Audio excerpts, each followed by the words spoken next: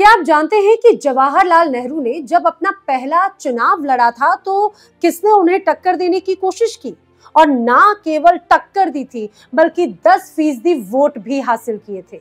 और ये थे एक बाबा जी। नमस्कार, मैं हूं आपके साथ नैना यादव और आप देख रहे हैं द किस्सा। फूलपुर इलाहाबाद से सटा शहर जिसे भारत के पहले प्रधानमंत्री जवाहरलाल नेहरू ने चुना 1952 के पहले लोकसभा चुनाव में अपनी सीट के रूप में।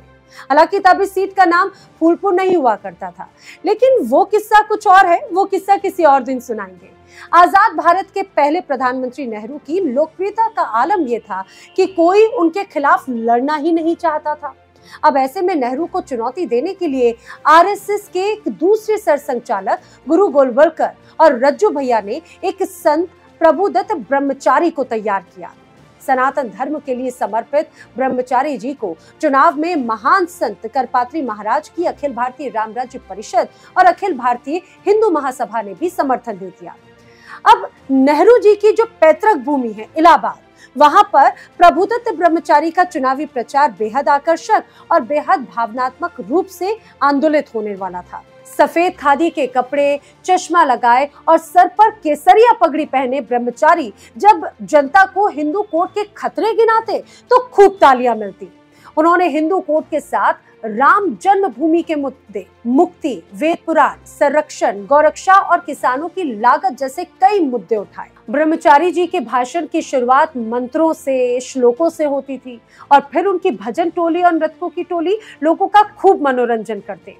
ब्रह्मचारी जी अपने भाषणों में कहते कि हिंदू कोड से धर्म खत्म हो जाएगा, भाई बहन एक दूसरे के दुश्मन हो जाएंगे, परिवार संकट में आ जाएगा, संपत्ति विवाद और विवाह में परेशानियां होंगी और फायदा नेहरू जैसे वकीलों को होगा। प्रचार से तो ऐसा लग रहा था कि ये एक तरह से दो विचारों और चिंताओं के बीच चुनाव बन गया हो।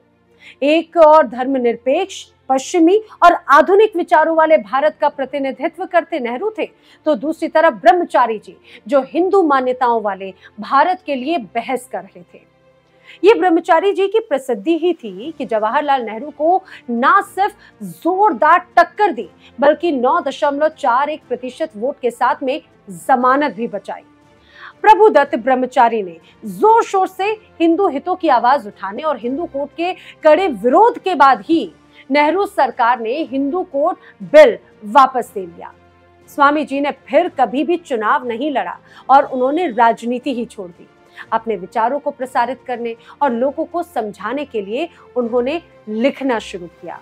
इसके बाद ब्रह्मचारी जी ने सारा जोर गौरक्षा में लगा दिया। 1966 में पुरी शंकराचार्य एवं करपात्री महाराज के साथ अखिल भारतीय गौ हत्या निरोधक समिति उन्होंने बनाई। भारत साधु समाज, आर्य समाज, सनातन जैन धर्म के लोगों ने भी ब्रह्मचारी जी को समर्थन दिया और 7 नवंबर 1966 को संसद पर गौ रक्षा के लिए ऐतिहासिक प्रदर्शन हुआ। पुरी शंकराचार्य श्री स्वामी निरंजन देव तीर्थ के साथ श्री प्रभुदत्त ब्रह्मचारी ने 80 दिनों तक संसद पर आमरण अनशन किया था। प्रदर्शन में हुई पुलिस गोलीबारी में अनेकों साधु संत मारे गए। साधुओं की मौत से व्यथित करपात्री महाराज ने इंदिरा गांधी के परिवार को गौ अष्टमी के दिन कट मरने का श्राप तक दे दिया था। गौरतलब है कि प्रभुदत्त ब्रह्मचारी ने गांधी जी से प्रभावित होकर स्वतंत्रता आंदोलन में हिस्सा लिया और उन्हें जेल भी जाना पड़ा। झूसी में हंस स्कूल नामक स्थान पर आश्रम बनवाकर ब्रह्मचारी जी तप करने के लिए हिमालय निकल गए। वृंदावन लौटकर उन्होंने ब्रिज भाषा में साहित्य रचना भी की, जिसमें भागवत चरित कोश नाम से भागवत महाकाव्य का छंद रूप ग्रंथ काफी मशहूर हुआ। ये वाकई में दिलचस्प है कि जवाहरलाल नेहरू के खिलाफ जोरदार चुनावी टक्कर से लेकर गौ रक्षा के लिए आमरण अनशन और ब्रिज भाषा साहित्य के चमत्कार सितारे इस प्रभुदत्त ब्रह्मचारी को नई पीढ़ी आखिर कैसे याद रखती है। ये किस्सा आपको कैसा लगा हमें जरूर बताएं और अगर अभी तक आपने द किस्सा चैनल सब्सक्राइब नहीं किया है तो जल्दी सब्सक्राइब कर लें।